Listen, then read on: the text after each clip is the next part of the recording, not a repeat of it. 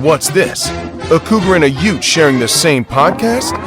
That can only mean you're listening to State of Sports Utah with Jason Stoll and Jake Lukler.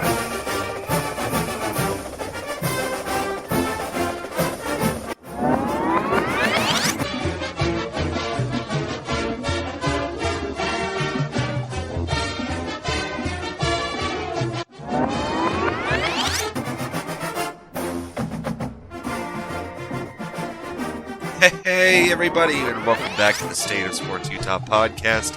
Of course, I'm Jake, and I'm with my best friend, Jason. How's it going? What's up, guys? Can we trademark that opening intro? Because I feel like both of us use the same line every time. What's it's that? like the Hey, double. hey. Yeah, the double. Hey, what's up, guys? Yeah, we either need to just lean into it completely, or we need to spice it up dramatically. I'm not sure how you do an intro any different. I mean, hey, just feels so natural now. I mean, what else are we gonna say? Exactly. Welcome to the podcast where we talk about sports. Yes, welcome everybody to our podcast. Well, I hate recording these things after a loss. This was like the worst timing. We couldn't have done this, like a week ago after a big SEC road win. I mean, come on. What is this? Speaking of which, Jason, non-conference play is over, as you may have noticed. Now it's conference only. BYU is now facing the Big 12 for the very first time, and Utah is facing the Pac-12 for the very last time. So on to conference play, and here we are. And I hate to say this. It hurts me in my soul to say this. We're a third of the way done with the regular season. I know it hurts. It hurts. Say it ain't so. I know. But we'll get through this together. There's lots of football still to be played. Anyways, let's dive right into exactly how things went. So I'll start off with Utah, obviously. So in week 3, Utah was at home, and they were at home the last 2 weeks. They played against Weber State, which is, it's a good FCS team, but an FCS team nonetheless. They took care of business, 31-7. No sightings of Cam Rising in the last 2 weeks at all. That saga continues. Yeah, my least favorite storyline has continued. Unapologetically too.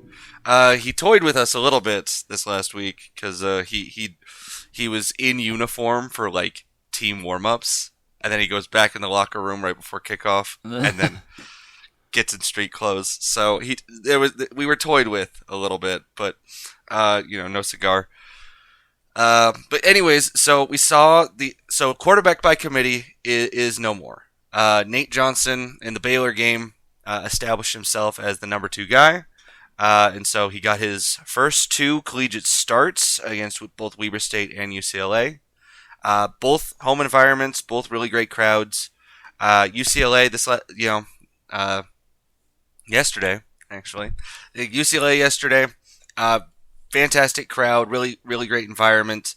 It was a barn burn. It was a real defensive slug it out. But hey, there's no such thing as a messy win. There's just a win, right? And so that had to have felt like the old Utah wins, where it was just entirely reliant upon the defense making plays. Yeah, exactly. I was talking about this with my dad and with some of the fellow Utah fans I sit with in the stands, and I was like, I can't remember the last time that Utah only scored 14 points and came out with a win. We're talking over 10 years, and that's great, but this definitely comes back to Utah old school. It gave me a lot of reminders. But I will say, really these first 4 games as a whole, and even just these the last 2 weeks have really been a testament to Utah's depth and just the depth at every position that Utah has been able to build up and get to at this point. I mean, defeating an SEC opponent at home, going on the road to a tough Big 12 environment,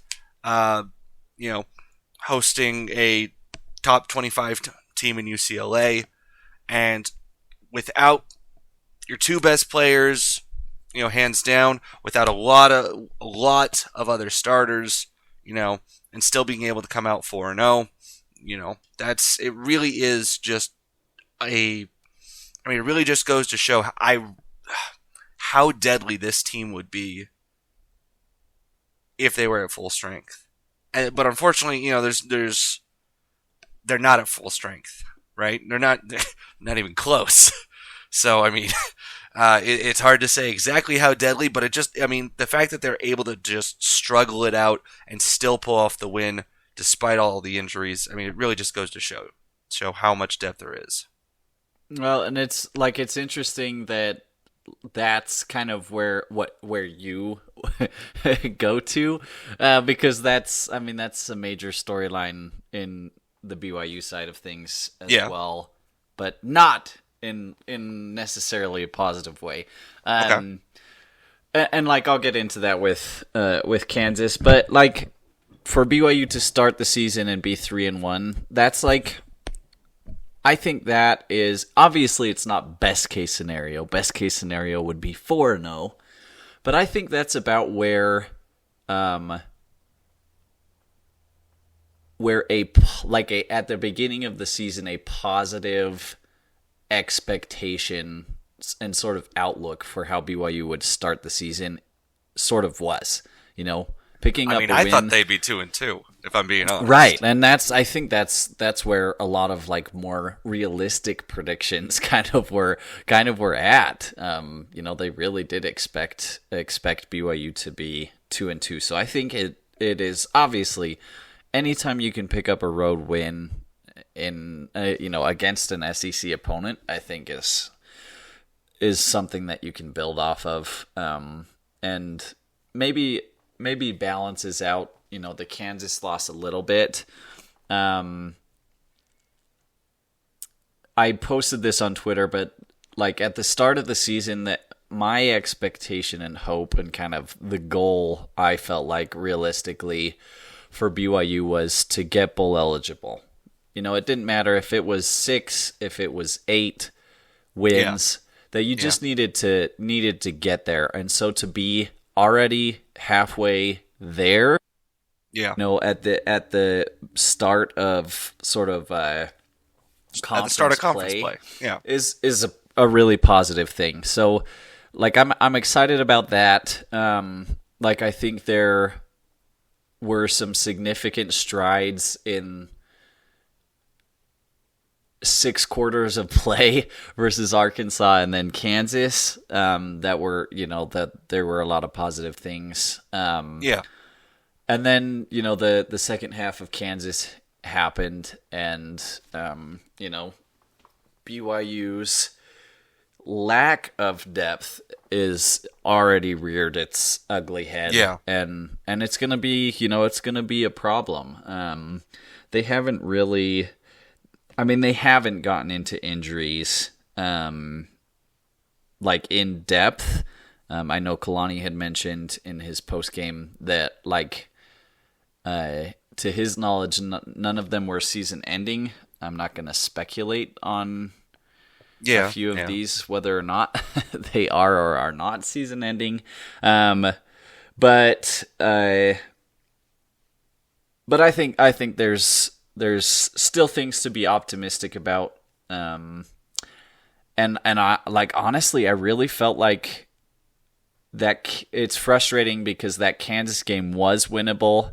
Yeah. And so to have it be, coaching, a little bit of coaching decisions that hurt, that hurt BYU, and some sort of self-inflicted wounds, that helped prevent that.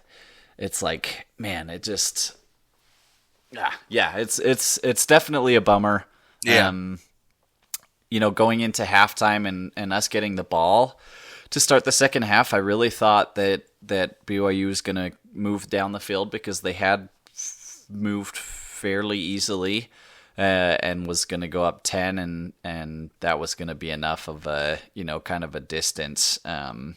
But obviously there are some, there's some issues, and that kind of moves us into our, next section of talking about our concerns, moving forward with our teams. And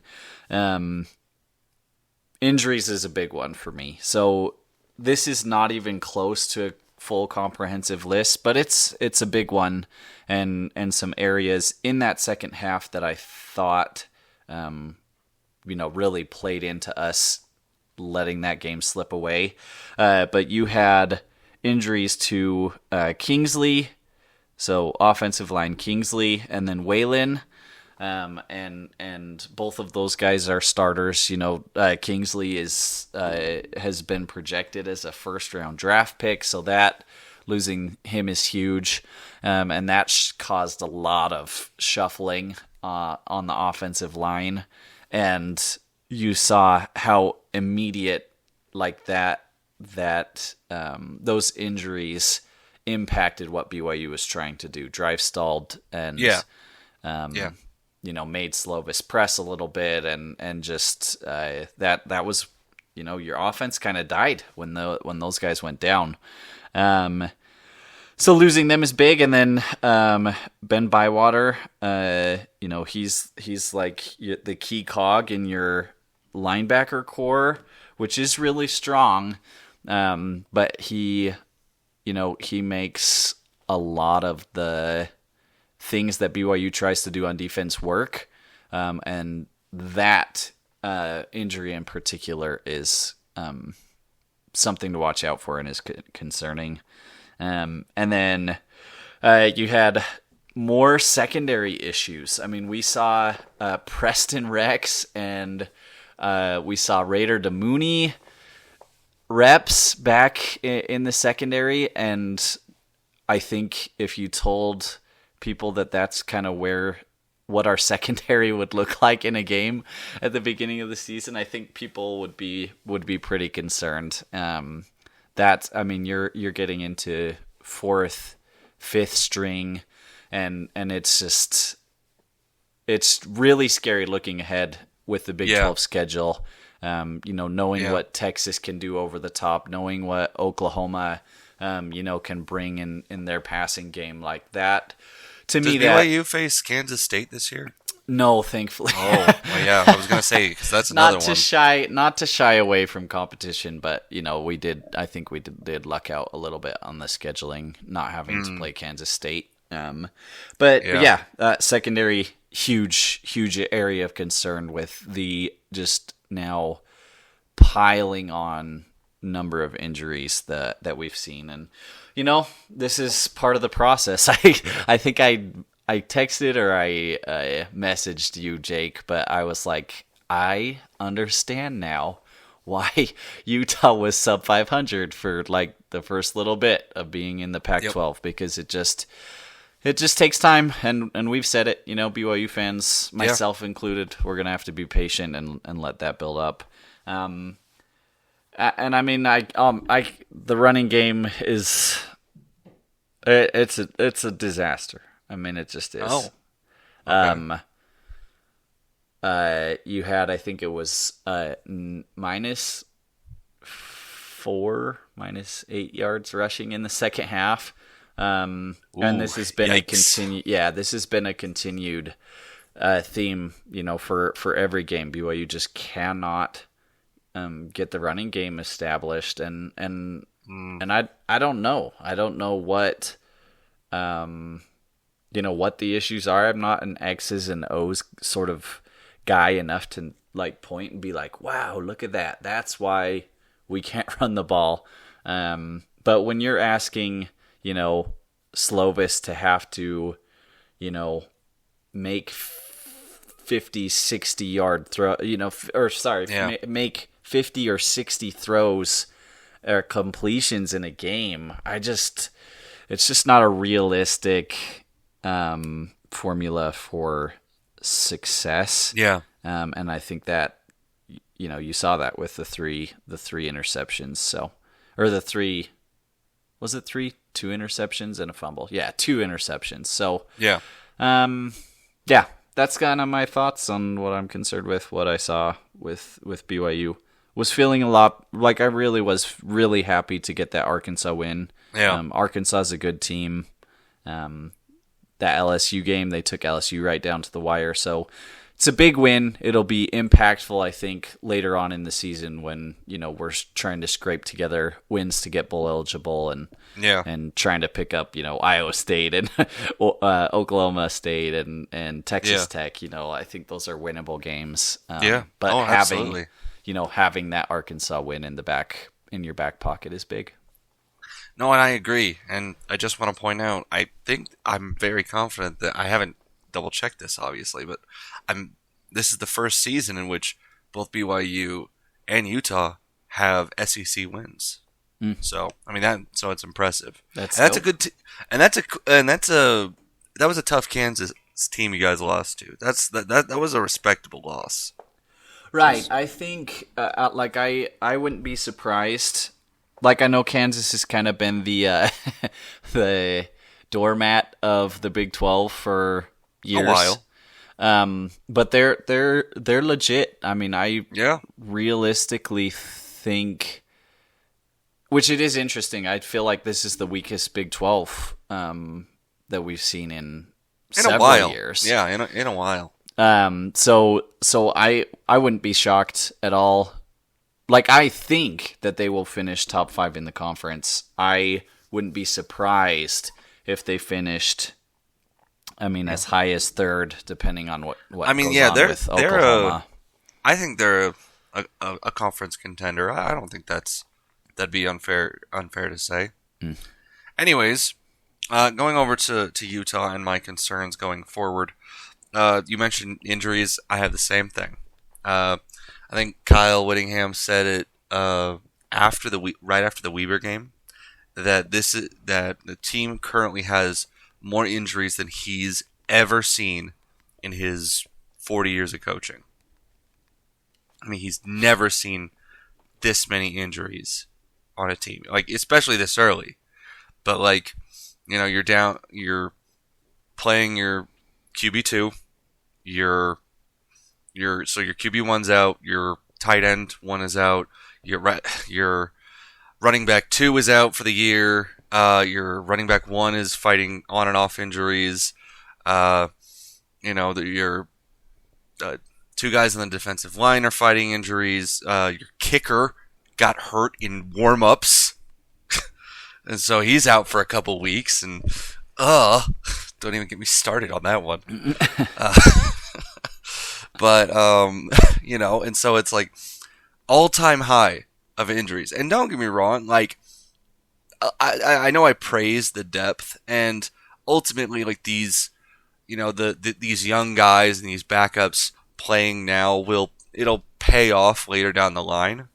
But at the same time, it's just I'm looking ahead in the schedule, and you're going to need a lot of your offensive weapons to come back. You're going to need Rising and his his offensive weapons that he can use. When it comes time to face teams like Washington, Oregon, USC, because scoring 20-ish points a game is not going to be enough, even with the insanity that is, the talent on the defense. They're not going to stop them that much that you won't still need to score a lot of points. And right now, the team is kind of in, hang on for dear life until we get our weapons back. It's kind of, stagger and stumble until Rising and all the other, major players come back. And that's kind of the other thing is the stagnation on offense. You know, like they'll make a big play early on, and and then they'll stagnate for most of the game. And and as far as the UCLA game is a great example of that. Defense comes out, makes a big play, pick 6 on the very first play of the game.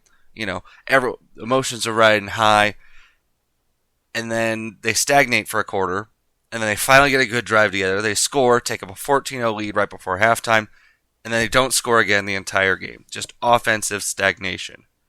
And some of that's play calling, some of it because it's just it was run up the middle, run up the middle, run up the middle, punt, run up the middle, run up the middle, run up the middle, punt, and and so. But I also think that they did that on purpose. They're like, you know what, we're going to put this on the defense, and I think we're pretty sure we can win this anyway. And they did. But, that's not going to fly against even Oregon State coming up this next week. 14 points and your offense only scoring half of those is not going to be enough. You need to add a spark. You need to get some dynamic play calling coming in. You need to not stagnate for most of the game. It's just not going to be enough. Right. And I mean, especially, comparing the other offenses that Utah is going to face in the Pac-12, I'm looking at Oregon. Oh, yeah. Washington, yes, and USC obviously, but I mean even Colorado and Arizona score a lot of points. Even Colorado, right? Yeah. They had some struggles versus Oregon, but I don't think that's going to be. They had some struggles against real competition, right? I don't think that game is necessarily indicative of how the rest of the season is going to go for Colorado. They're a hard team. They're a hard team to put a finger on. Yeah, kind of a wild card, but exactly. And it's just and so anyway, going back to Utah, it's just you can't face Oregon, Washington, USC, and some of the others, with scoring as few points, stagnating as much as you are, not having the weapons that you need, right? If you could just commit, if you could just be okay, these guys are out, they're graduated, they're gone, this is the team we have, then okay, that's fine, right? You got to figure that out. But, and I kind of mentioned this last time with the quarterbacks, you can't really commit to what you have right now because you know that you're fighting with the hand tied behind your back. You're not, these aren't the guys, these are the guys' backups. And so it's kind of hard right now. But other than that, we could talk about our worries all day. We're kind of at that point of the season, I think, that, there's a lot to be excited about. Being 3-1, 4-0. It's a great place to be, but there's a lot of football left to play. There's a lot of scary teams on the horizon. There's a lot of things that could go wrong, but a lot of things that could go right. So, we could sit here and talk about things that worry us all day. But Jason, that doesn't make for a very interesting podcast. We're so depressed, man. I know. Look at us. Yeah, both way above 500, and we're over here doom and gloom. I know, Jason. Exactly. So what do you say we liven it up? And we're going to take a question that a listener posed, and we're going to I kind of had a fun spin to this. So he says, here's the fun. So this is coming from Joe Wall 13. He commented it on our last video. He says, here's a question I think would be fun to hear you two debate. What G5 schools would you add to the conference? And I'm assuming the conference is the new Big 12. Now, obviously, Jason, I know your answer is none.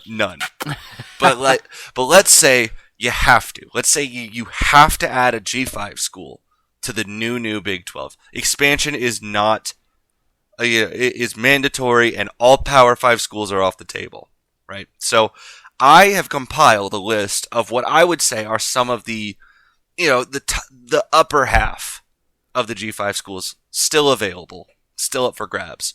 And so I'm just going to go down the list, and you tell me yes or no, each one in a vacuum. And if you want to explain why yes or no, then that's fine. If you want to just give no explanation, that's also okay. All right. Okay. All right. So as much as I hate to see these two schools involved in the list, I got to start with Oregon State. Are we qualify? Are we qualifying Oregon State as a G5 school? I mean, now? they will if they don't put a conference No. together. I mean, and No. even if they do. Nope. Okay, so no, I Washington think, State. Nope. Oh. Neither of those teams. I think you've kind of toyed with the rejects of a Power 5 conference thing. Like, yeah, I just like there's not a lot of value add. Personally, I don't think there, and you're basically taking leftover wannabe Oregon and Washington, and you can't compete Sheesh. with. That is a harsh critique. But it's true. It is true, and you can't compete with the Big Ten when you're adding the doormat schools for both of those states. Frankly. Okay, so let's move on. There's a lot more on this list. Okay, let's go Boise State. Yes. Really? You're adding the Broncos. I'm adding Boise State over. You're adding the Smurf Washington. turf, Jason. Yeah, Did Washington State and Oregon. You heard it here, folks. Jason's adding the Smurf turf to the new Big 12. I think when you have teams like, I mean, frankly, like Oregon State and Washington State, and then looking on the East Coast, Rutgers, Vanderbilt, like these teams that just have ridden their geographical location for 100 years. Boise State has done everything right to deserve a spot in a Power 5 conference. I really think that. No, that's true. I would completely agree with that. They're the original BCS buster. That was Utah. Utah beat them to the punch. No, but I'm just gonna say nationally, when you ask for a BCS buster, they're gonna say Boise State. No, they're gonna say Utah. Utah beat them to the punch. I'm sorry, but nobody thinks of the Pitt Fiesta Bowl win. Every single but I person mean, it on still happened, and it's still a fact. Every single college football fan, when you ask who was the BCS buster, they're gonna point to that Boise State Oklahoma game. 1,000%. Everyone knows that Statue of Liberty play. Every single person.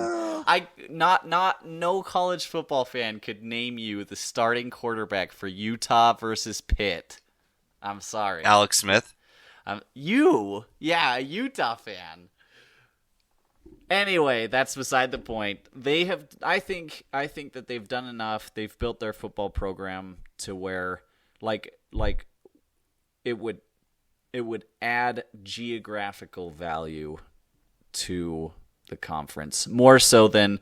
And again, this is all hypothetical, assuming the ACC somehow stays together and we're not taking ACC teams, which is what I think should happen. Well, I mean, obviously, but again, that's schools. not Joe Well 13's question, Jason. Yes. Okay, Stick to the so prompt Boise- at hand. All right. Boise over those schools. Okay, so let's go Fresno State, No. Air Force, No. Colorado State, No. Wyoming, No. San Diego. No. That one, I do have something to add there. They Okay. built this brand new stadium, put all this money into their football stadium. They cannot get fans in butts in seats. They have nobody there. They have spent all of this money and they do not have program support. It's the same that's issue sleepy that California a for bunch you. of those that a bunch of those California schools have, and I still think it's crazy that the Big Ten wanted to add UCLA and USC, who have no current football support. Even last season, even having Caleb Williams, all this hype, their stadiums maybe half full. So I think and that's the case for every game I've watched with San Diego State this season. They just don't have they have California, and frankly, California market is looking real slim pickings right now for value added. Okay, all right. Okay, let's move over eastward. Let's go Tulane. Yes. Okay. Another southern partner Tulane's done some really good things New Orleans, the last couple years. Yeah, media Right. market. Yeah. All right. Memphis, Tennessee. Probably no. They're probably I'm probably gonna say no to the rest of your teams, but they're probably, if I'm taking a team, they're third. I'm gonna log them and just so I can. Okay, see no. what the rest Okay, of the I list think is. the point of this list is that each one is taken in a vacuum. None, like, just because you picked Tulane doesn't mean, like, oh, well, that's a spot, right? So each one is like, you consider them as they're the first team up for expansion, like the expansion ad, right? You only consider them by themselves. Know who the rest of the list is. Yes, exactly. Probably no. Okay. Rice, No. UTSA, No. East Carolina. No. Freaking screw East Carolina. I hate them. I hate them. Oh, boo, Jason. Come on, don't be so petty. I don't. I have no actual ill will towards East Carolina. We just have had some inept football teams that have lost to them way more than we should have.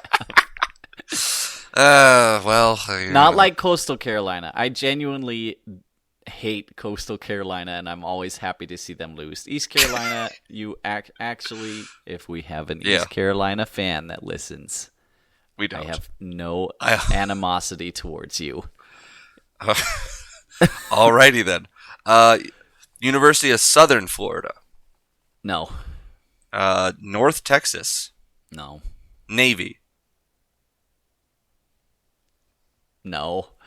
But really? it would be fun. Army. You gotta love. Oh man, when we had Air Force in the Mountain West and had to prep for freaking the triple option, out of the blue, for 1 week of the whole season, that you had this completely different style of game prep, it was absolute. Oh, it was pandemonium. Is how I always. Horrible. Yeah. So no Army, no Navy. No. I do think that Army getting added into the same conference as Navy is great. Oh no, that's good. That would be a great move for college football. I agree. The American, they should add them. Speaking of your bitter rivals, Coastal Carolina. No. Appalachian State. Coastal has done next to nothing. Like they looked like they were gonna be good, and then they've just not been good. All right, Appalachian State. No. UConn, and I know this one was thrown around during the Four Corner School potential ad. Should they take UConn instead? It is intriguing. I mean, looking at it from not just a basketball, obviously you have to look at that from a basketball standpoint. But like I think East Coast value. I'm gonna say this is probably controversial. I'm gonna say yes. I don't think that's controversial. Largely for basketball, but it just I think yeah, I'm gonna say yes. Okay. Texas State. No. Western Kentucky. Let's see. Texas is that? Oh, who am I thinking of? North Texas has really cool uniforms. Yeah, you said no to them earlier. Yeah, they have cool uniforms. I have to shout out they are sick. I love their black and lime green set. Super awesome. All right, Western Kentucky, last one. No. Okay. Dang, Jason, that's like 3 yeses. Yeah, and that was being generous. I would take 1,000. And just to be clear, for argument's sake, I participated 100,000%. You take any bottom dweller ACC school that gets left behind from the Big Ten, the inevitable Big Ten and SEC raid that happens there. You take whomever you can from the ACC conference over all of those schools that I just listed. Yeah, 100%. No, I agree. I mean, frankly, with the Four Corner Schools, it shores up the western half of the conference. Now you need to shore up the eastern half. I agree. I completely agree. You need to shore up the eastern half. That wasn't a total I mean, it was a little bit of a brain meld with some of those teams, considering them. But nah, that was a great question. It was highly entertaining to argue and hey, if with anyone Jake has about their validity. and if anyone has another hypothetical type question you guys want us to answer, please feel free to leave it down in the comments, or just anything else you guys want to add. We love answering your questions and making you guys part of the show. It makes it a lot more engaging for us and just gives us more things to talk about, and kind of, even if it's kind of off topic, we don't mind. Well, now we move into the prediction. Oh no. Part of the podcast, which is always fun. All right, should we find out how we did, Jason? How'd we do? Yeah. Do you wanna bring that up? Actually, can you give that? Okay, so let's just go week by week. So BYU at Arkansas. I predicted they would lose. And so did you. Yep. Actually. So which I was very thankful for, because that means I didn't lose a point. Who had the closer prediction? No, that doesn't matter. If you don't get it right, you don't get the point. Dang it. All right. Next up, Utah versus Weber State. We both picked the same score, and we were both equally right and equally wrong. Wash. Yep. So another wash. So even Steven there. All right. Next is BYU at Kansas. Now, Jason, you predicted Kansas would. BYU I hate that you're going to win this on a stupid technicality. It's not a technicality, Jason. But who predicts that we're gonna win at Arkansas and then turn around and lose against Kansas? I predicted you would lose to both. So therefore, you should be nullified from your Kansas prediction. Anyways, so I predicted you'd lose. Now, I thought it'd be a little bit more lower scoring, but thankfully that doesn't matter, because you got it wrong and I didn't. Another point. All right, so that's another point for me. Now, here's where you kind of redeem yourself, Jason. Utah versus UCLA. The actual score was 14-7, right? I predicted a much higher scoring game, 31-20. That's an 11-point difference, high scoring game. You predicted an 11-point difference, but you predicted it as a lower scoring game, 28-17. So I actually am going to give you the point for that, even though it's the same differential. The fact that it was lower scoring and you had it as the lower scoring. I just knew. I knew, man. Oh, I knew. I'm sure you did. I'm sure you knew. Oh boy, we are really good at this, guys. So obviously. With that being said, let's give our next totally accurate and these will be binding will happen predictions. Obviously, we're channeling our inner oracles. We have buys at the same time. That is crazy. Jason. And what's even crazier is both teams are playing on Friday. General Conference weekend, baby. General Conference weekend. Kyle requests it every year. Thank you, Big 12, for allowing that to continue still. That is super nice. Yeah. The Pac-12 is only nice enough to give it to Kyle once every other year. And I'm not even kidding. They once every other year. Like last year, they played during conference. The year before that, they didn't. And this year, they don't play during conference. There you go. So I'm going to... Cincinnati's offense did not look good. Their defense kept up pretty well with Oklahoma. It just was too much to overcome. Yeah. So, man, I think this is going to be this could end up being a pretty boring, low-scoring game. I am going to say BYU wins. This is still one of those games. I just feel like the energy for your first Big 12 home game is gonna really shine. I really think it's gonna be there. I wish so much that this was coming right after the Arkansas win. Yeah. But I still think that the energy is going to be unreal. I am going to say 21-17 BYU wins. Actually, I'm gonna go a little lower. I'm gonna go 17-10.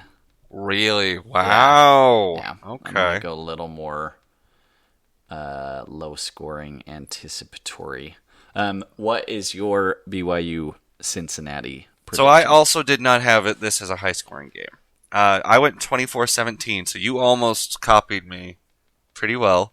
I think you'll get it done. You'll get it done by a touchdown. Yeah, so I'm going to go with the slightly higher scoring. 24-17 is how I'm going to go. And I'm even, as we're talking, I'm probably going to change mine. Yeah, I'm going to change my Oregon State score prediction. Yeah, that's not where I'm going. All right, so what is your Oregon State-Utah prediction? So Utah at Oregon State. So this is, first road conference game, right? Oregon State, typically a tough place to play. Reser Stadium's going to be crazy. They got their new stadium. They are coming off a pretty heartbreaking loss, failed comeback. Failed comeback against Washington State, a very good Washington State team. However, my problem is I just okay. I'm going back and forth on this one because Washington State really exposed a lot of things about Oregon State that I really think Utah can do a great job in exploiting. But unless you get a lot of your weapons back, you're going to have trouble scoring, and Oregon State really hasn't had that struggle. Now, then again, neither did UCLA. And Florida hasn't since either. But, alright, I'm going to say Utah wins. I'm going to go with 21-17. Very similar prediction to BYU in Cincinnati. I'm going to go with, not quite as non-action, because I think there's more scoring in this game than there was against UCLA, because I think UCLA's defense is better than Oregon State's. And I think the offense will improve. I think we'll get a few more guys back. I don't think Rising comes back. I think they say, he comes back after the bye week. That just makes sense. I think you get a couple of weapons back, though. I think they pull out another messy win. Well, just for the sake of trying to steal some points on my prediction stuff here, I am going to. This is going to be my upset special. What did we call it? Trap game. I think a little bit here. I think Oregon State's.